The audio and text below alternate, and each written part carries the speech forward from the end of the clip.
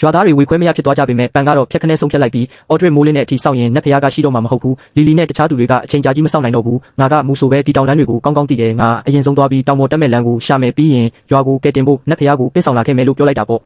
့အော်ဒရစ်တယောက်တိတ်ကိုစိုးရိမ်နေမိပေမဲ့လည်းဒီထက်ကောင်းတဲ့နီးလမ်းမရှိတာကြောင့်မတက်တာပဲခေါင်းညှိခွင့်ပြုလိုက်ရပြီးတတိထားပါဦးလို့မှားနိုင်ရှာပါတယ်ပန်ကလည်းမပူပါနဲ့ငါလူတိုင်းကိုစိတ်ပြက်စေမှာမဟုတ်ပါဘူးလို့ပြောပြီးသူ့ရဲ့စီမီတုတ်ကိုထိုးကြီးကတောင်ပေါ်စီကိုထွက်ခဲ့ပါတယ်အဲ့ဒီအချိန်မှာကျွန်တော်ဟာအဝေးကြီးမှန်ပြောင်းကနေတဆင့်တောင်အောက်ကရွာသားတွေရဲ့လှုပ်ရှားမှုကိုစောင့်ကြည့်နေခဲ့ရပြီးမျက်နှာပေါ်ကအပြုံးကိုတောင်မနှဲအုပ်ထိန်းထားရပါတယ်ငါချထားတဲ့ငါးစာကိုတော့သူ့ဟပ်မိသွားပြီလေကျွန်တော်ဟာပြန်ပြူတဲ့မြေကွက်လက်လက်တစ်ခုကိုရှာတွေ့ပြီးတဲ့နောက်လောကကြီးကိုစိတ်ကုန်နေတဲ့လူသားတွေနဲ့မပတ်သက်ချင်တဲ့နတ်ဖျားတစ်ပါးလိုခန့်ထည့်တဲ့ပုံစံဖန်ပြီးရက်နေလိုက်ပါတယ်ဒီအချိန်မှာပန်ကတော့မီးတုတ်ကင်ပြီးတောင်ချီကိုအမောတကောပြေးလာနေခဲ့တာပါဒါပေမဲ့အဲ့ဒီအချိန်မှာပဲနာကွဲမတက်ဆူရှာဟိဟောက်တဲ့အတန်ကြီးကမှောင်မိုက်တဲ့ညအမောင်ထုကိုခွဲဖြက်လို့ထွက်ပေါ်လာခဲ့ပြီးတောအုပ်ထဲကနေဝမ်းပူတွေအကောင့်ထဲကြီးတွေဟာဝုန်းကနေပြေးထွက်လာပါတော့တယ်ကျွန်တော်ကတော့တောင်ပေါ်မှာစောင်းရင်းဆိုင်ရင်းနဲ့ဘယ်သူမှမရောက်လာတာကြောင့်ရင်ထဲမှာအလုံးကြီးတစ်ခုပိတ်ဆို့လာပြီးတစ်ခုခုများမှားသွားပြီလားဆိုတဲ့စိုးရိမ်စိတ်နဲ့ drone ကိုအမြန်လွတ်ပြီးတောင်ဆောင်အောက်ဘက်ကိုစူးစမ်းခိုင်းလိုက်ပါတယ်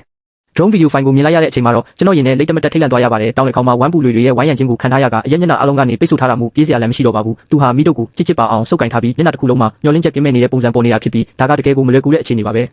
အကယ်၍ဒီလူသားသာတောင်ပေါ်မှာတည်သွားရင်ကျွန်တော်ရဲ့အစီအစဉ်တစ်ခုလုံးပျက်စီးသွားမှလေသူ့ရဲ့မိတုတ်လည်းရိုက်ချခံလိုက်ရပြီဖြစ်ပြီးအရေးပြားပေါ်မှာလည်းဝမ်းပူတွေရဲ့လက်သေးရတွေနဲ့တွေးချင်းချင်းရွေးနေပါပြီတဖြည်းဖြည်းနီးကပ်လာတဲ့ဝမ်းပူတွေကိုစိုက်ကြည့်ရင်သူဟာအပြစ်ရှိတယ်လို့ခံစားချက်နဲ့အတူလီလီဖေမင်းကိုမကယ်နိုင်တော့ဘူးနတ်ဖျားကိုပြစ်မလာနိုင်ခဲ့ဘူးလို့ညှိတွားရှာပါတယ်သူဟာနောက်ဆုံးထွက်တဲ့အထိတိုက်ပွဲဝင်ဖို့စိတ်ပိုင်းဖြတ်လိုက်တဲ့အချိန်မှာပဲနောက်ွယ်မတက်ဟိဟောက်တန်ကြီးကညအမောင်ထုကိုဖြိုခွဲလိုက်ပြီးဝမ်းပူတွေကောင်းဆောင်ရဲ့ဥကောင်းဟာပောက်ကွဲထွက်သွားတာကြောင့်ဝမ်းပူတွေအုပ်ကြီးဟာထိတ်လက်တုန်လှုပ်စွာနဲ့နောက်ဆုတ်ပြေးကြပါတော့တယ်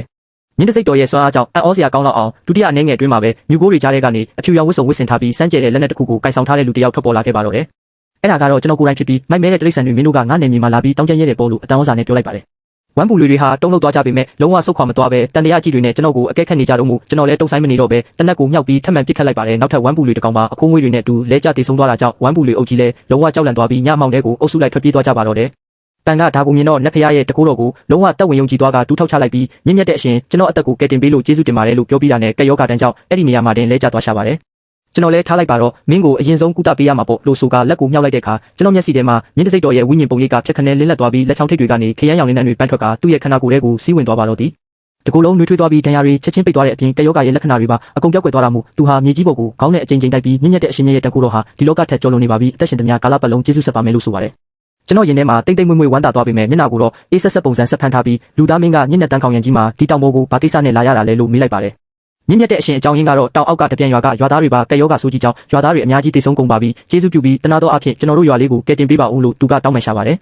ကျွန်တော်လည်းမျက်ခုံးကိုအနှဲငယ်ကျုံလိုက်ပြီးနတ်ဖျားနဲ့လူသားဆိုတာလမ်းစဉ်မတူကြဘူးလူသားတွေရဲ့ကိစ္စမှာဝင်ပါစရာအကြောင်းမရှိဘူးလို့ဟန်ဆောင်ပြီးညင်းလိုက်ပါတယ်ဒါကိုကြားတော့မြင့်မြတ်တဲ့အရှင်သူတို့တွေကအပြစ်မဲ့တဲ့သူတွေပါကျေးဇူးပြုပြီးတနာကျင်တာပေးပြီးကယ်တင်ပေးပါဦးလို့ထပ်မံငိုယိုတောင်းပန်တာကြောင့်အချိန်ဆွဲတာတော်လောက်ပြီလို့တွေးပြီးကျွန်တော်ဝစ်စုံထဲကနေ